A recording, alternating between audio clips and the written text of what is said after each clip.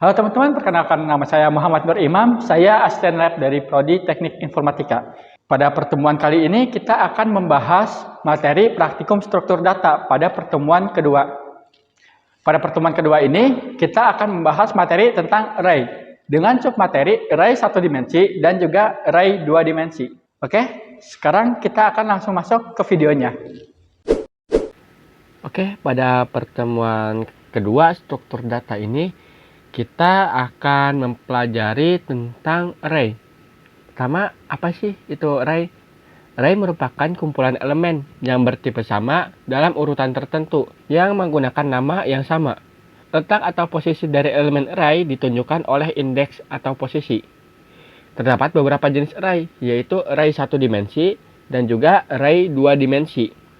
Terus array 1 dimensi itu yang kayak gimana sih? Dia kenapa disebut sebagai array 1 dimensi? Karena array 1 dimensi banyak penunjuk indeksnya hanya ada satu.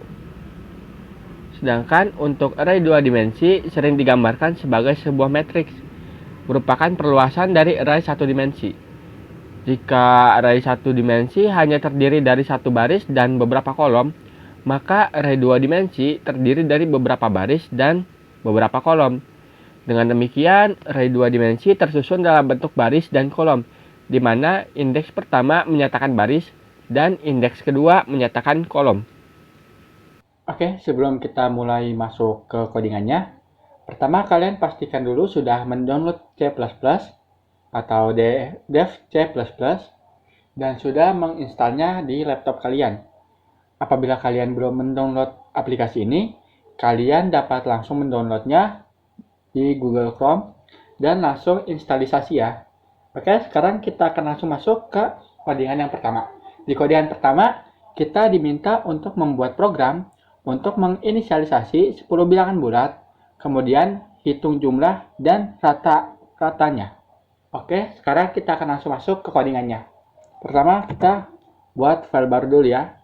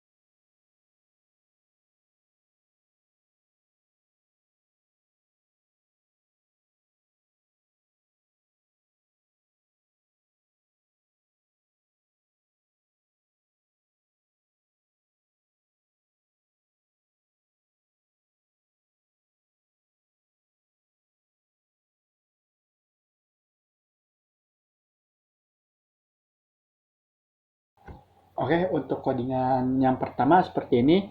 Sekarang kita akan langsung compile and run. Di sini kita kasih nama 2.11 ya. Nah, pertama di sini ada kesalahan iostream.h no such file or directory. Artinya si iostream.h itu dia nggak kebaca di yang C++ sekarang. Kenapa dia nggak kebaca? Karena si iostream.h itu perintah untuk C++ tapi versi yang lama. Kalau buat versi yang baru itu kita nggak pakai .h tapi iostream saja. Jadi .h-nya kita hapus. Sekarang kita langsung compile and run.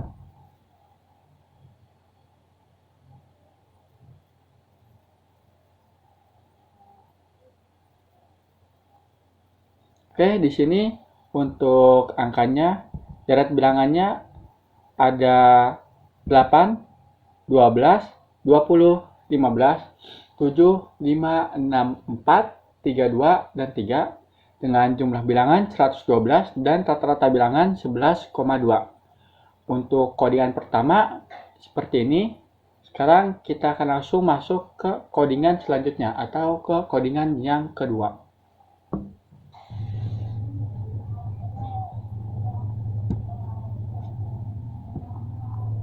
Untuk codingan kedua kita akan membuat file baru dulu. Dan di codingan kedua kita diminta buatlah program untuk membaca 10 bilangan bulat, kemudian hitung jumlah rata-ratanya. Oke, kita akan langsung membuat codingannya sesuai yang ada di modul.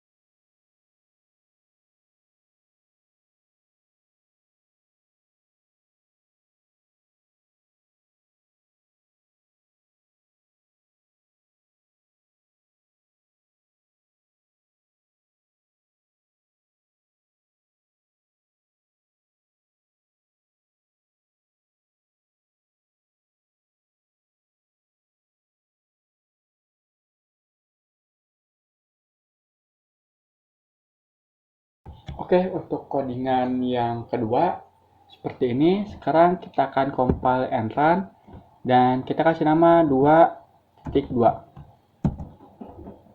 Oke, di sini iostream.h salah seperti yang saya jelaskan tadi. Yang di modul itu masih pakai versi lama. Jadi diganti aja jadi iostream. Nah, di sini kita masukkan angka sembarang ya.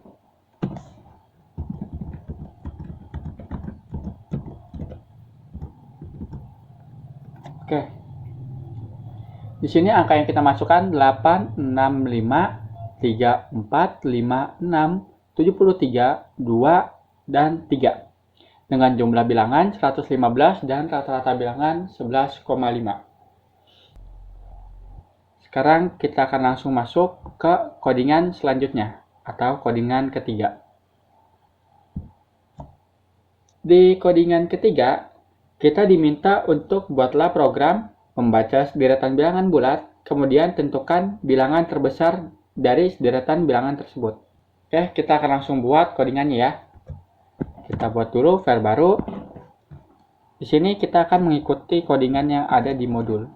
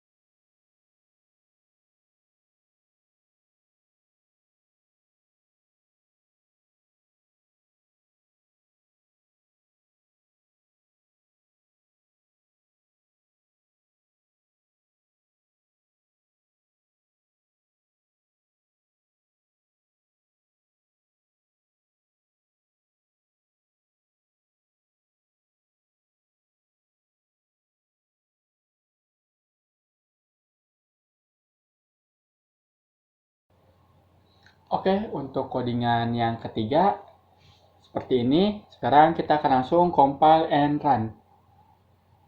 Dan kita akan kasih nama 2.3. Oke, kesalahan pertama di iostream.h ya. Seperti sebelumnya, iostream.h kita hapus. Selanjutnya compile and run. Oke, di sini kesalahan kedua ada di cout. Cout was is not declaration in this scope. Di sini coutnya nggak kebaca dan juga cin-nya itu tidak terbaca juga ya. Kalau kedua ini nggak kebaca, yang harus kita lakukan menambahkan using namespace std. Kenapa kita harus nambahkan using namespace std? Karena kalau kita nggak pakai using namespace std, itu kita harus nulis std di sebelum cout-nya dan juga sebelum cin ya, karena itu adalah pengulangan yang akan memperpanjang codingan. Jadi kita akan hapus saja std yang di belakang cout dan kita pakai yang using namespace std. Oke, kita akan compile and run. Oke, untuk hasilnya seperti ini. Sekarang kita akan masukkan bilangan 7 bilangan dengan angka yang asal ya.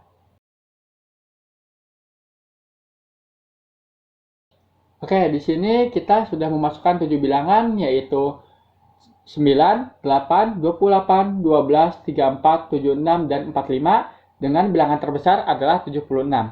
Untuk codingan ketiga sudah selesai seperti ini saja. Sekarang kita akan langsung masuk ke codingan selanjutnya atau codingan keempat. Oke, sekarang kita akan langsung masuk codingan selanjutnya atau codingan keempat. Di sini kita diminta untuk membuat program untuk array satu dimensi dari media masukan. Oke, sekarang kita akan langsung membuka file baru saja dan kita akan melakukan codingan seperti yang ada di modul ya.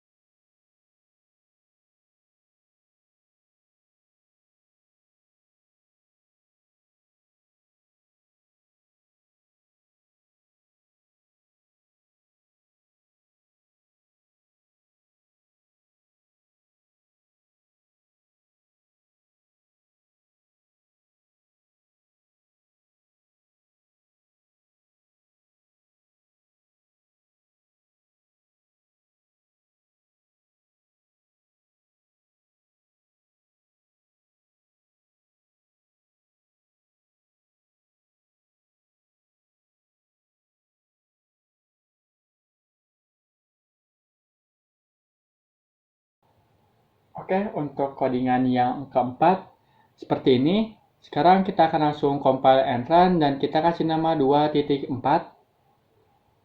Seperti sebelumnya, salah di iostream.h kita hapus, compile and run lagi. Cout-nya tidak terbaca, kita tambahkan using namespace std. Compile and run lagi.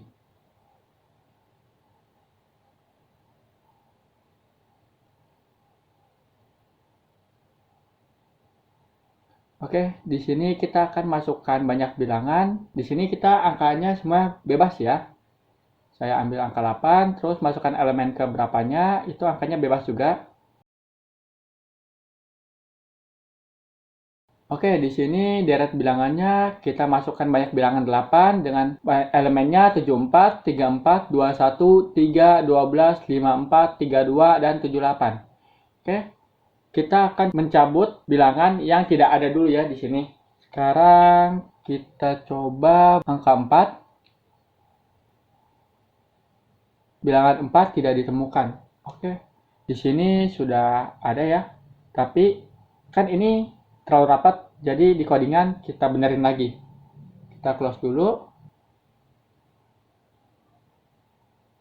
Nah, di bilangan ini kita kasih spasi agar tidak terlalu rapat. Dan apabila bilangan ketemu, kita juga kasih spasi biar dia ada space ya. Compile and run lagi.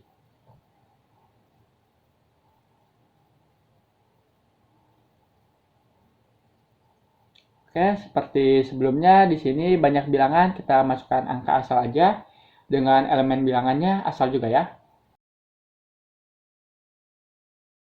Masukkan banyak yang akan dicabut. Mungkin karena angka 12 ada 2, di sini kita akan cabut angka 12 ya. Oke, bilangan 12 ditemukan sebanyak 2 bilangan pada posisi ke-0. Oke, di sini ada di posisi ke-0 dan juga di posisi ke-6. Oke, berarti codingannya sudah benar ya. Untuk pertemuan kedua, codingannya hanya sampai seperti ini saja. Oke, sekian untuk pertemuan kali ini. Apabila kalian masih kurang paham dengan materinya, kalian dapat mengulang-ulang kembali video materi pertemuan kali ini. Atau kalian juga dapat bertanya kepada dosen yang mengampu praktikum struktur data kalian. Sekian dari saya. Terima kasih sudah menonton. Sampai jumpa pada video selanjutnya.